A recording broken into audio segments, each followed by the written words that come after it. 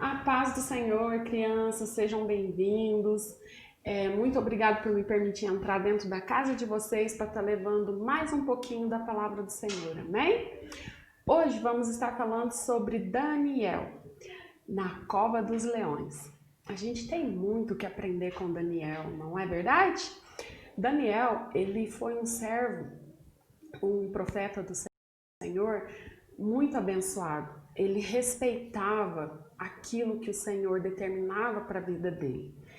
E principalmente, ele tinha com ele o desejo de fazer aquilo que agradasse ao Senhor e não às outras pessoas.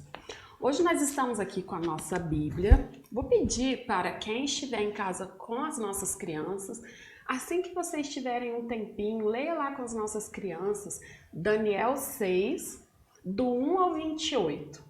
Leia de pouquinho, no período que você puder, e as nossas crianças com certeza vão ter muitas perguntas a fazer.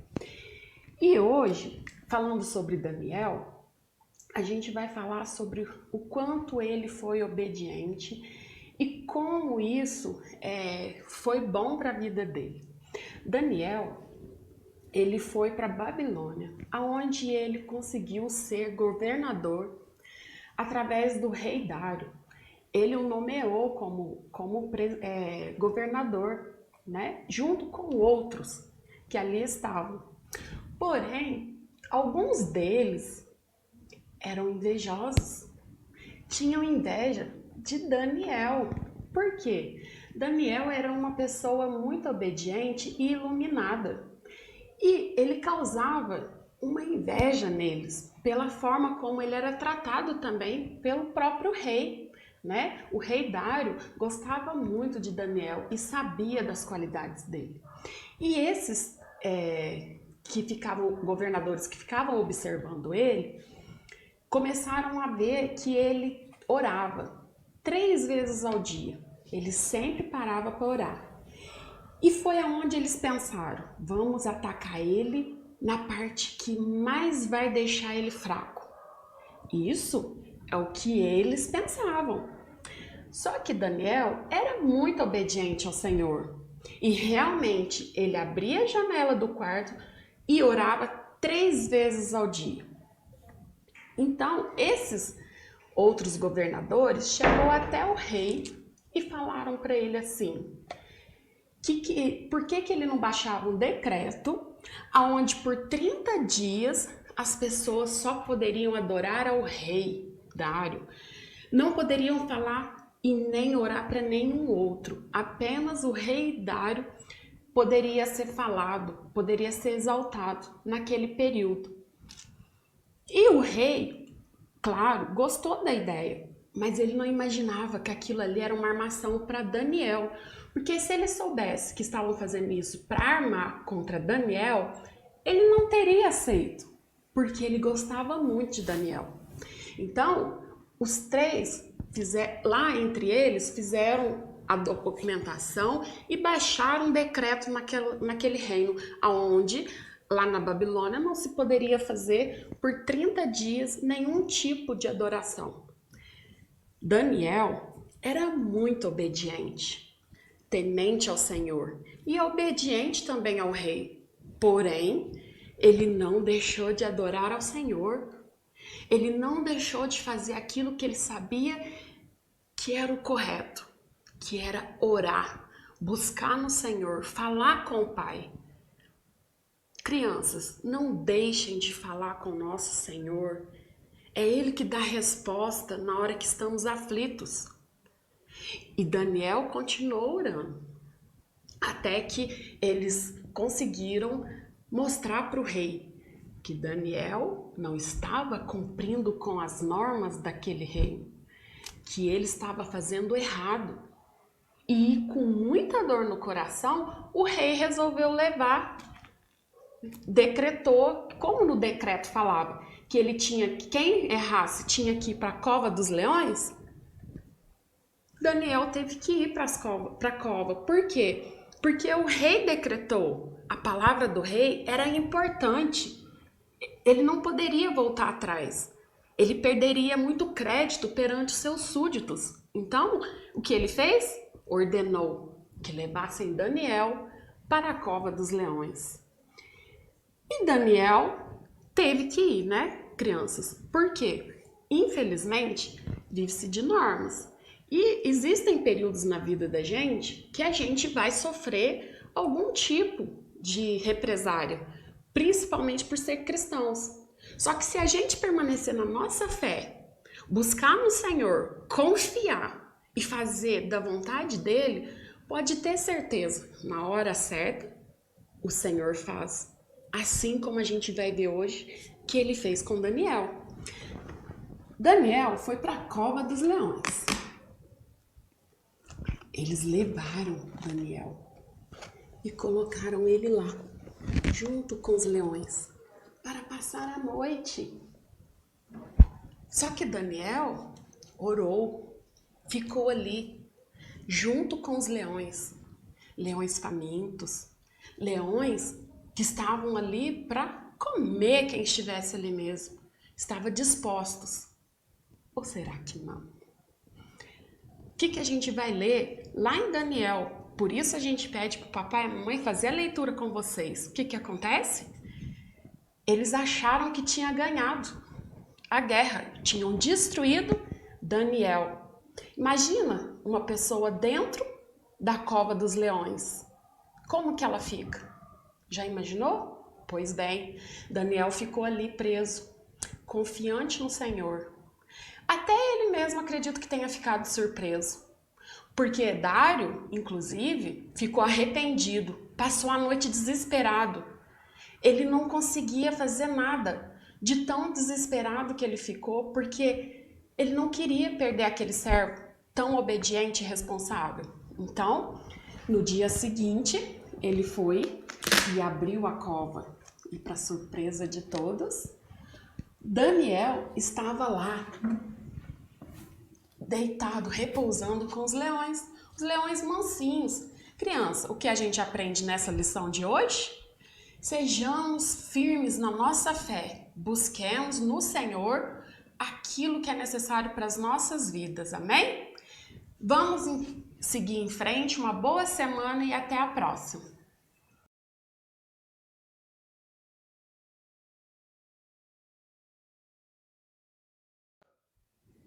A paz do Senhor, crianças! Tudo bem com vocês? Família que estão aí nos assistindo. Hoje nós vamos fazer uma aula muito linda e vocês vão aprender esse conteúdo que vai servir de edificação para vocês. Então estejam aí com a Bíblia, com a revistinha. Olha a nossa revista. Saber Mais, Milagres de Jesus, da editora Betel. E nossa lição de hoje, que nós vamos estar ensinando, é a lição de número 11, que diz assim: tirem a pedra. Olha que lindo! Uma história que tem um significado muito importante na nossa vida. E vocês vão entender o porquê. Olha, essa referência da Bíblia, da história, depois vocês vão ler aí, está no no Evangelho de João, capítulo 11, do versículo 1 ao 45. Então, peguem aí para vocês lerem direitinho, tá bom? A nossa história vai falar que Jesus estava num lugar viajando e de repente teve pessoas que foram até ele trazer uma notícia que aparentemente poderia a gente pensar, que notícia triste para a gente dar para alguém, não é verdade? A notícia foi que o amigo dele, um amigo que ele gostava muito, de uma família que ele era muito querido, que era a família de Lázaro. A família de Lázaro tinha Marta, tinha Maria, e elas gostavam muito de Jesus. Mas aí o Lázaro ficou muito doente E aí, as suas irmãs mandaram avisar a Jesus o que havia acontecido. Avisar que Lázaro estava muito doente. E era para Jesus, então, vir logo da onde ele estava para ver o seu amigo. Bem, quando a gente leva uma notícia dessa e avisa alguém, com certeza a gente imagina, agora aquela pessoa vai vir rapidinho, né? Para vir ver o que está acontecendo. Bem, talvez vocês estejam pensando, mas tia, Jesus não veio logo. Jesus disse que aquela enfermidade que Lázaro estava não era para a morte, era para glorificar o nome de Jesus. E aí, ela está esperando, e nada de Jesus vir. E quando viu, Lázaro morreu. O que vai fazer agora com a morte, na verdade? Quando a gente sabe que para a morte não tem mais jeito, mas para Jesus sempre tem jeito. Jesus é o único que pode sim entrar na vida de uma pessoa que está à beira da morte. Deus pode fazer um milagre. E aí elas sabiam que Jesus podia, elas já conheciam Jesus, elas já sabiam que Jesus fazia milagre, qualquer milagre. E aí elas ficaram esperando Jesus chegar. E quando Jesus, nada de chegar, e aí elas foram ficando entristecidas com a morte, né? Porque a morte traz essa tristeza para a vida da pessoa. Bem, Jesus ainda ficou 2 dias lá onde ele estava, e aí quando ele veio até a aldeia de Betânia, onde elas estavam, e quando Jesus foi chegando perto da aldeia, Marta foi falar com Jesus. Jesus, se o Senhor tivesse chegado, se o Senhor já tivesse vindo, meu irmão não estaria morto. Mas ela sabia que Jesus podia fazer qualquer milagre, qualquer coisa. Ela sabia disso. E aí, ela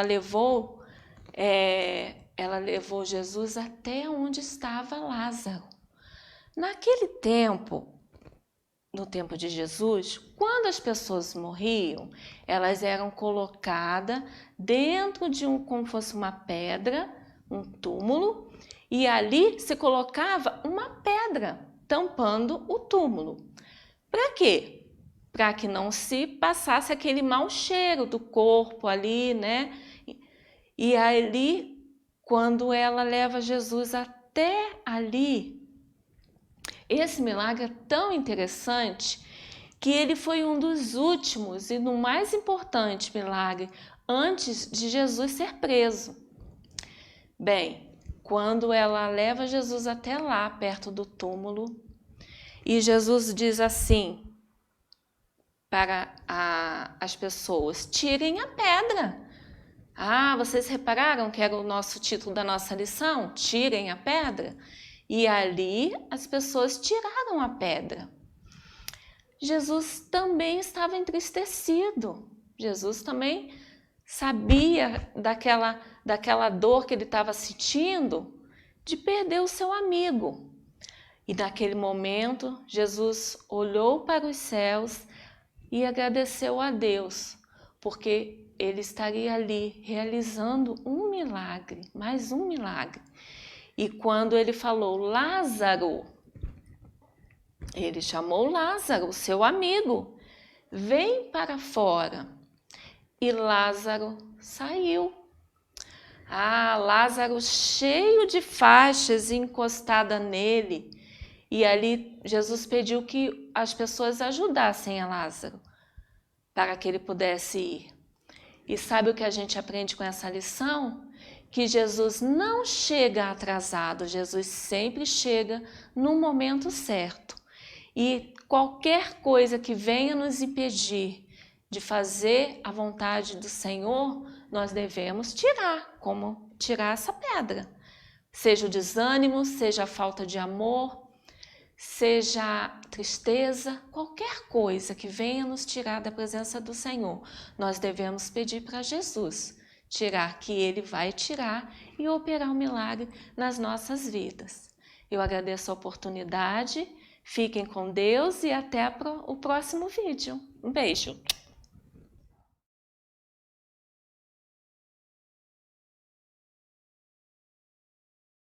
A paz do Senhor a todos, que nos assistem neste momento. Nós iremos aqui falar com vocês através da nossa revista da EBD. A nossa lição hoje é a lição 11, que tem por título Enfrentando as Fornalhas da Vida. O nosso texto áureo diz assim: Então o rei fez prosperar a Sadraque, Mesaque e Abednego na província de Babilônia. Daniel, capítulo 3, versículo de número 30. A verdade aplicada diz assim: aquele que guarda a palavra de Deus no coração é guardado por ele. Como a nossa revista não é diferente das demais outras lições, nós temos 3 objetivos. O primeiro é mostrar que não devemos nos curvar ao mundo. O segundo, ressaltar que Deus nunca nos deixa só. E o terceiro, revelar que é no fogo que somos testados.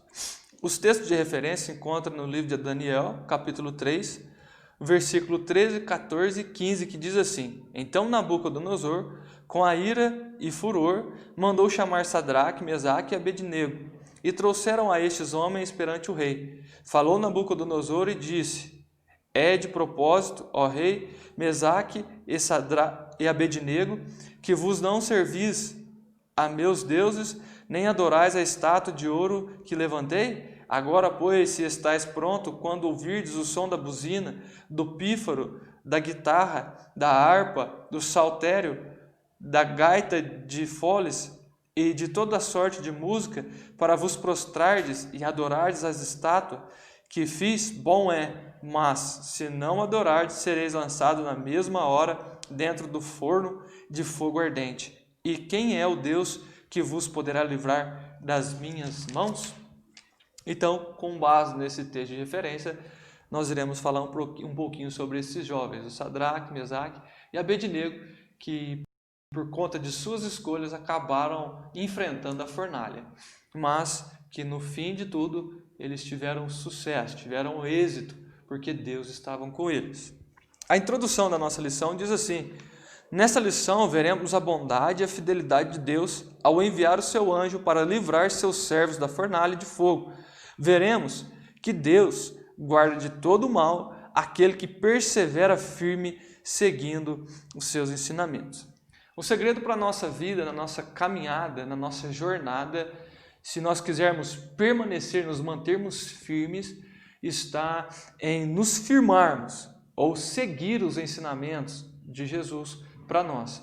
Se assim nós fizermos, nós prosseguirmos dessa maneira, nós obtiveremos êxito na nossa caminhada. Nós iremos chegar a lugares ou a patamares jamais imagináveis, por conta da nossa firmeza nos preceitos de Jesus.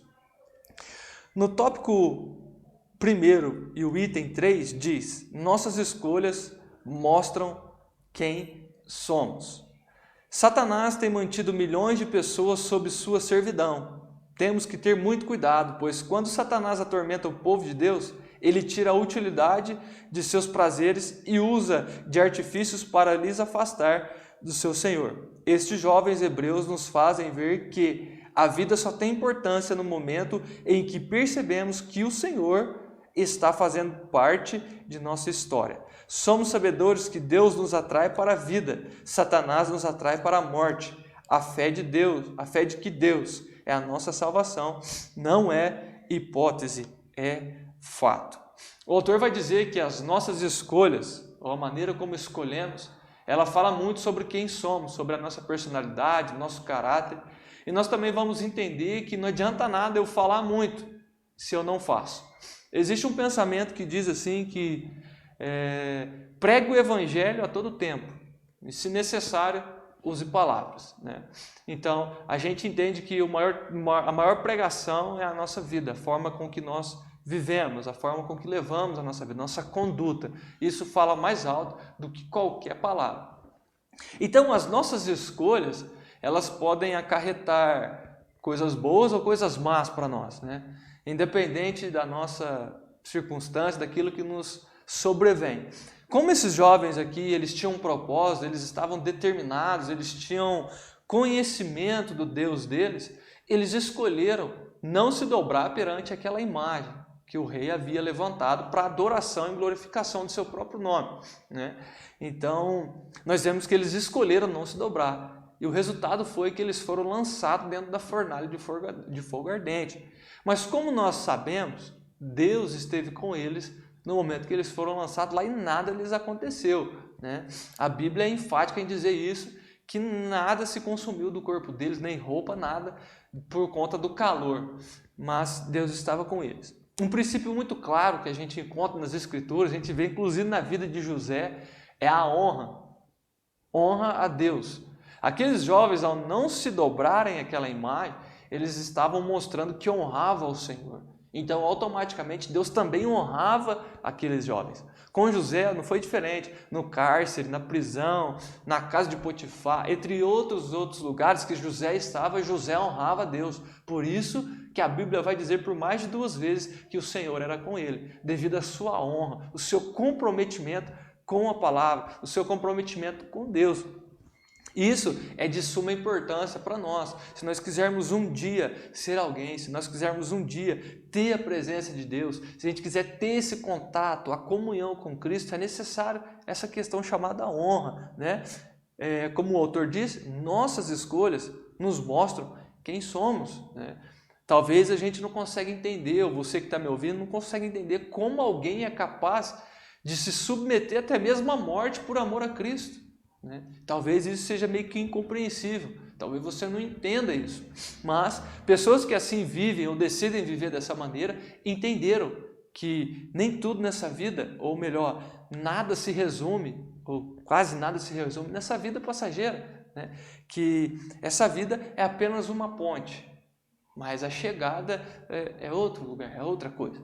Então, algumas pessoas entenderam que o tudo dessa vida não está nessa vida, está no pós dessa vida. Eu costumo dizer que a morte ela é um caminho ou é um passo para a eternidade com Cristo. Aqueles que entregam sua vida a Jesus e decidiram viver para Ele. Quando morrem, ou melhor, não morrem, eles saltam para a vida, saltam para a eternidade. Então, ainda que lhe custe a vida, escolha viver para Cristo, né? Pois se sua vida passar, seu tempo findar, eu tenho certeza que se você levou uma vida devota a Cristo, uma vida de retidão, eu tenho por certo, você entregou sua vida para Cristo, você agora vive para Ele, eu tenho por certo que também você vai estar onde Ele está quando os seus dias se findarem. Amém? Eu quero desde já agradecer essa oportunidade e fazer um clamor a Ti, que você escolha viver, porque Cristo, Ele é a vida. Amém?